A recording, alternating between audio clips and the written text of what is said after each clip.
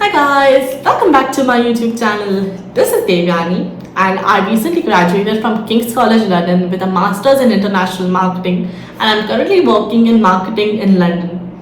So on this channel, I have documented my entire journey from getting into King's College London, how I got in, my SOPs, LORs, BRPs, SIM card, how to do your assignments, how to do group projects and everything you need to know. So make sure you check out my channel and check it out from the very beginning and follow my process, follow my journey so that you might be in the same position where I had those problems and I have resolved them and I have made a video about that. So that will definitely help you out.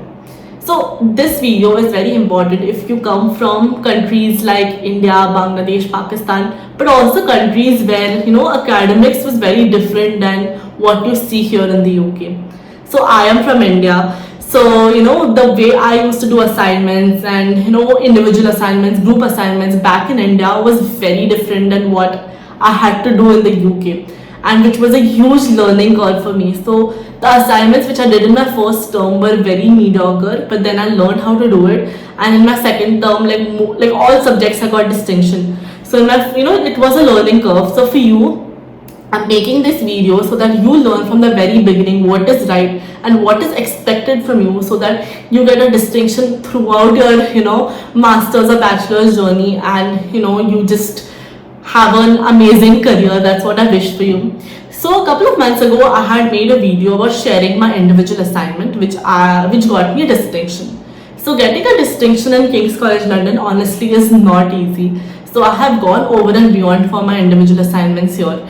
So I've documented the entire process, but the only con is the entire video is in Hindi, so a lot of people can't access it and understand it. So henceforth I've decided to make all of my videos in English so that a maximum people do understand it. So in that video, I definitely highly recommend you to check it out if you speak Hindi, because that video is going to change your life and change how you look at assignments in general. I have linked it right here. Do check it out. But today's video is not for that. In today's video, we're going to talk about how to design an academic PPT in the UK. So how it was back in India was when you had to design a PPT, I'm sure in university you had to make a lot of PPTs. You just take information on the internet, you decide okay, you do this part, you do this slide, you do this slide, we just put it, dump it together and you go and present. But in UK that's definitely not the case. A lot of times you do have individual presentations you have to do, and most of the time you don't even have to present, you just have to upload it on the platform itself, or you do have to present with your classmate, depends on the subject, depends on the brief, but it varies a lot. So for my masters, I had to make 3 presentations. One presentation was actually I had to make 5 presentations. Damn, I had to make 5 presentations. 2 presentations was in a style called Pecha Kucha style. So this video is not regarding Pecha Kucha. If you have that, do comment below. I'm not if you want me to make a video on how to make Pecha Kucha style presentations, I would definitely do that for you. But this video is more traditional presentations. So I had these 2 presentations. Then the third one was a presentation where it had to be more visual and less text. The fourth presentation was very text heavy. They wanted as much as information I can provide in a set number of slides. And the fifth one was a very casual interactive presentation. So even in the academic style, there were so many different briefs that were given to us. So even here, even though the basics of the presentation is same, the brief that is given to you will definitely vary on which subject you have, what assignment you have been given. So today we're going to deep dive into what is expected and how you have to do. I've given as many examples as I can, to be honest, and I hope you learn through that. And after this video, I'm going to share my assignment as well for my presentation. So I'm going to talk about that later. But let's see what we expect in this video. So I'm going to talk about the background first, about which I have already done a bit. I'm going to talk about the design, the fonts we have to use, the colors, the structure, the animation and referencing, and how your brief plays a very important role in deciding what presentation you have to make. Okay, so let's start by the very first slide of your presentation. So after you make your cover page, which is very generic, you have to make a cover page first, which is usually given by university. If not, a very generic cover page with your name, your student ID, or just the name of the subject, that's that. But after that, you have the second slide has to be an executive summary.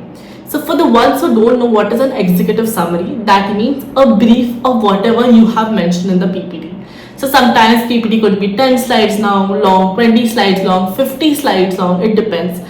But an executive summary is a small para which explains, okay, what is the problem and what are your findings in very brief.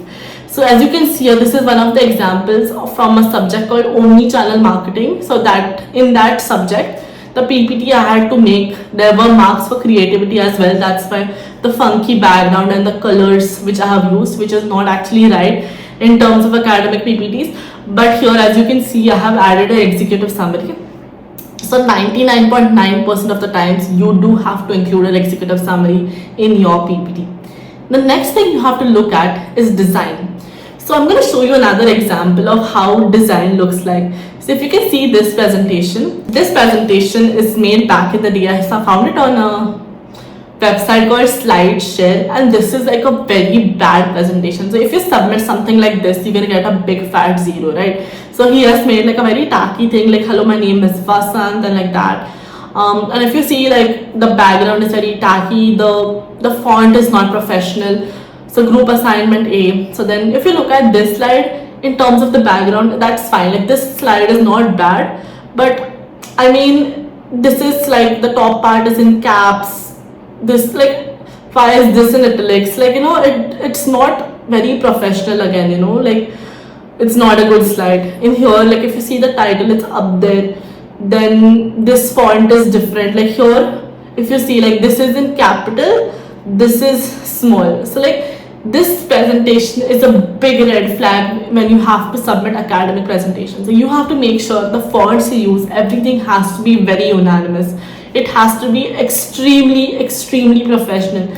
So backgrounds like this is a big no. Try to stick to light and bright colors, but again it depends on the brief. Like for example, for the subject omni-channel marketing, I had a comparison between two brands. So I had to do a comparison between any two brands. I did the Body Shop versus Lush. So for that, I had used their brand colors. But for me, I had, they had given marks for creativity. So they had not restricted to keep a white PPT or something like that. So I used colors. But some another presentation I'm going to show in the next slide, I had to stick to a white background. So do not use any tacky designs. Keep it modern, keep it minimalistic. So I'm going to show you like a design like of a big no. This is a bad design. So this is again a slide of an executive summary. So as you can see here, like the background, the text is not, does not pop out. Or the background is very like, even the executive summary, yes, you can add a para, but this is like a very big para. Like, you just need to like squint your eyes and see what's written in this. So this is a very big no.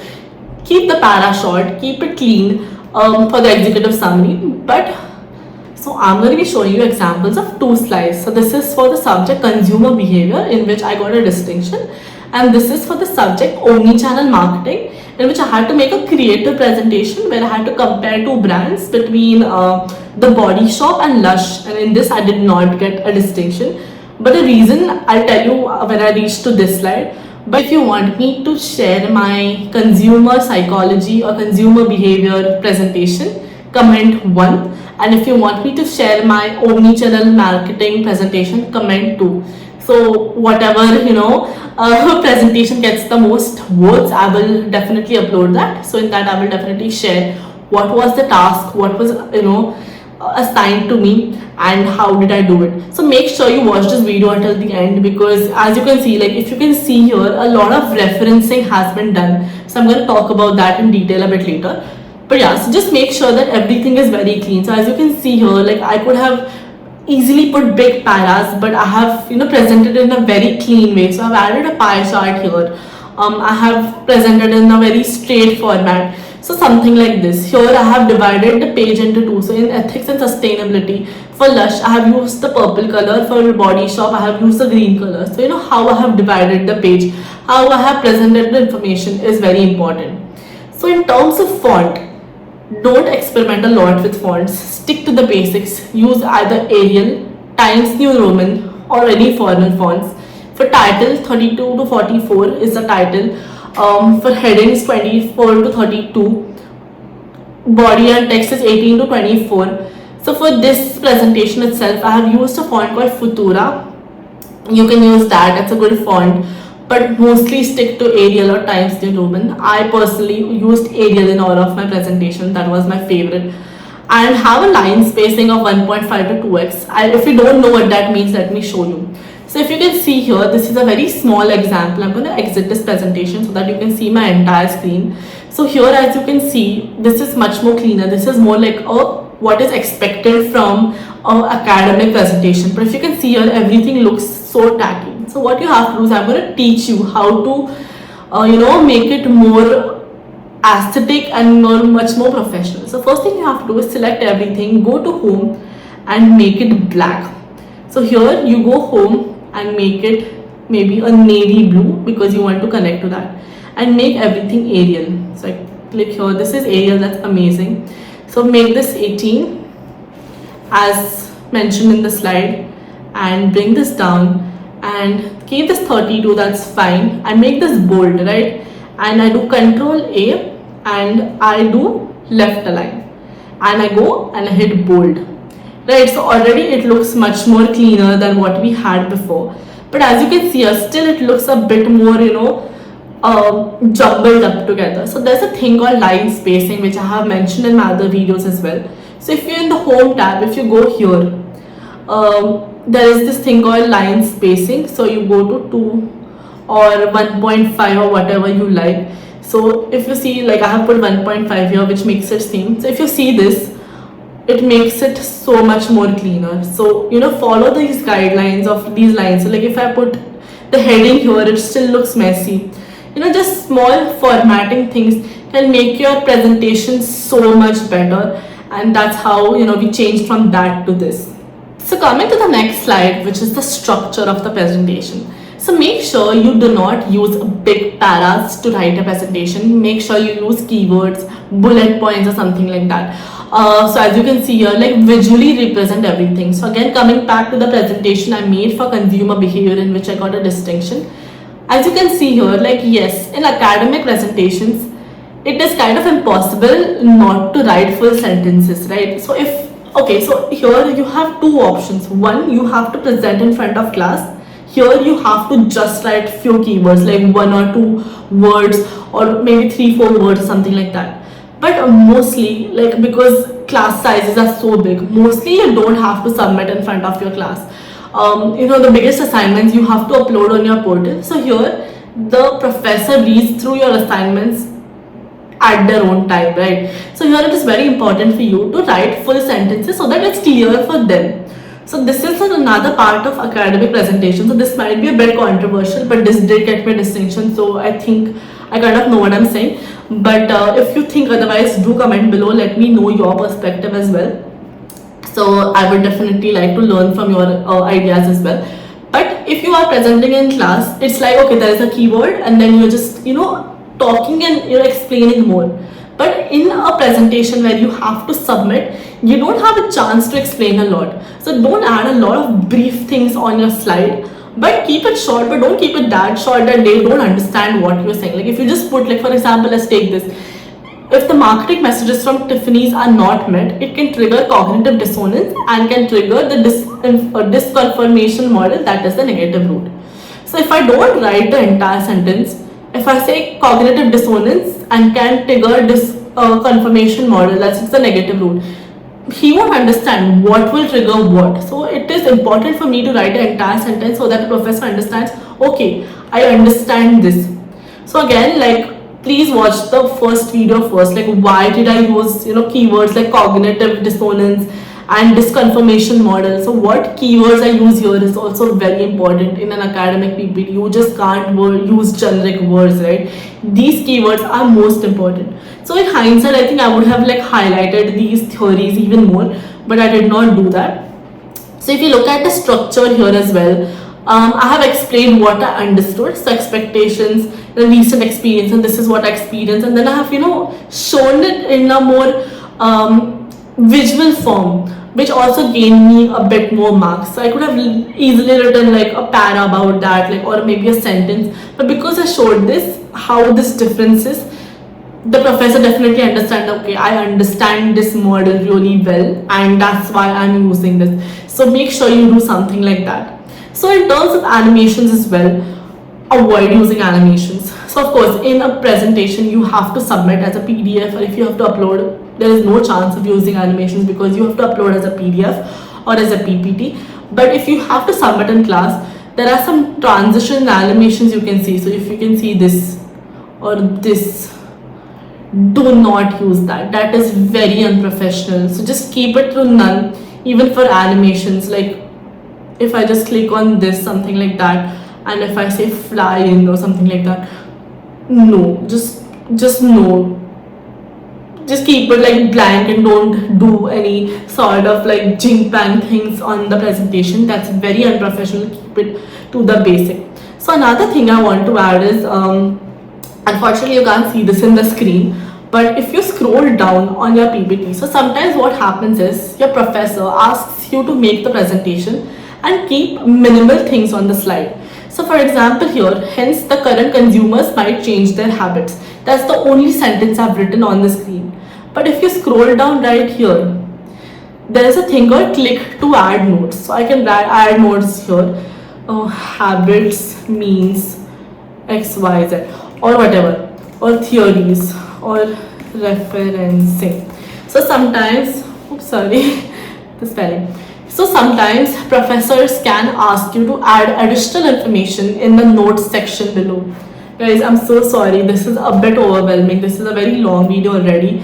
But this is like, I know, like for everybody who comes from international backgrounds, I make my videos very detailed and very like explain everything from the basics so that people do understand. Still I go a bit fast because there are so many things we need to know before we understand the entire academic process. So make sure, like if you want to skip through, just go make sure you fast forward or watch it in 2x or something like that. But yeah, from my end I explain everything which is going to help you get a distinction. So yeah, that's that. So yeah, theories, referencing and other things you can do here. So for example, if you can see here, I have put a reference here of Anderson 1998. So sometimes I can put Anderson and his reference here, but mostly I personally put it at the end of the presentation, which I'm gonna explain later. But yeah, you do have an option to add notes below, right? So you can, as you can see here. So that is the animations and the notes part. Coming to the pictures, whatever pictures you take from the internet, make sure you put the reference on the reference page, because that is considered as plagiarism. If you take any picture from Google, from anywhere, make sure you copy the link and reference it. If you don't know how to reference things, I have made a dedicated video on that. So I've linked it below as well. I've added it right here as well. Make sure you check it out. And coming to the almost the final parts is one of the main parts, which is referencing. So this is one of the slides which I made for my PPT for omni-channel marketing. So as you can see here, you might see, okay, she has used a lot of figures, she has used a lot of design. But what is one thing that you are missing out is, look at this. Can you guess how the number of references I've used in this? Look at this. Literally, there are so many references. So everything I have said, Global Beauty Center CAGR, this has been referenced at the end. So these are called in-text citations. Again, the referencing video will clear all of your doubts. So one of the most important part in academic PPTs is your in-text citations and referencing. So whatever you pick out from the internet has to be referenced properly. So if you say something like, let's go back to the earlier slide. So let's take for example, 76% women prefer cruelty-free logo products. Okay, but if I put this in my PPT and if it is not backed up by a reliable source, this point has zero value. So I have put VitaCost 2012. This is by a research paper or a very credible website which says that. That's why I have put it here. So because this project was based on a comparison between Lush and Body Shop, a lot of research papers were not there. So I took it based on a lot of like websites, like if you can see here, like there's Forbes, there is the Retail Week and things like that. So omni-channel is also about, if you don't know what omni-channel marketing is, There's another video for that. But a lot of practical things also are there. So in this we had to do store design and other things as well. So every slide is literally filled with so many references, but still in this I did not get a distinction. I'll tell you the reason why. So one of the very important things you have to remember in UK assignments, if they ask you to do ABC, so back in India if they ask you to do ABC and if you deliver ABCD, you get an A. If they ask you to do ABC, if you do ABCDE, you get an A plus.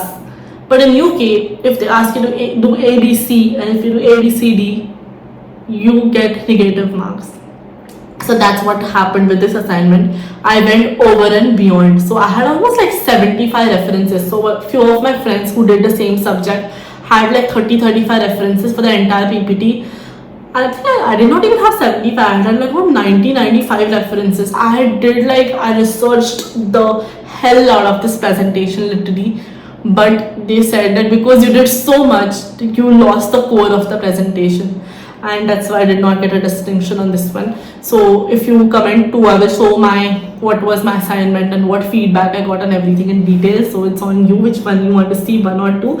So that's on you. So this is the in-text citation part, and at the end of the presentation, that's how I put my references. So make sure you put it in an alphabetical order. So A, B, B, blah, blah, blah, blah, blah. And this goes on for a couple of pages. Make sure you don't, cram all the references in one page. I had spread it over a couple of pages, like maybe 6-7 slides. And that's, how it was. So depending on what presentation you have to give, if you have to give a proper presentation in class, you do a point PPT format. So you save it as that. If you want to do Command S and you can save it. And you can save it in any form you want. Otherwise, you go to File, you go to Save As. If you want to save as a PDF format, you go to here and go to PDF, and you just go and save to PDF and something like that. And that's how it is done. So before we end this video, if you or anybody you know is looking for a student accommodation, I've added the link in the description box below. Check out Amber Student. It is Southeast Asia's largest student accommodation provider. So fill in the form, somebody from Amber Student is going to call you, and it's as easy as it gets. So that's it from my side, and thank you. So yeah, that's it from my end. So again, if you want to see my PPT, make sure you comment 1 or 2 and I will share the very next video of my presentation. And that's it from my end. I hope this video was helpful. But yes, again, with this video, watch 3 videos, watch 4 videos, which I definitely recommend. One is my individual assignment, second is how to do referencing, third is how to format individual assignment, and fourth is the plagiarism one. So these 4 videos along with this one is definitely going to change your game of how you do presentations. And that's it from my side. Thank you for watching and see you next video. Bye.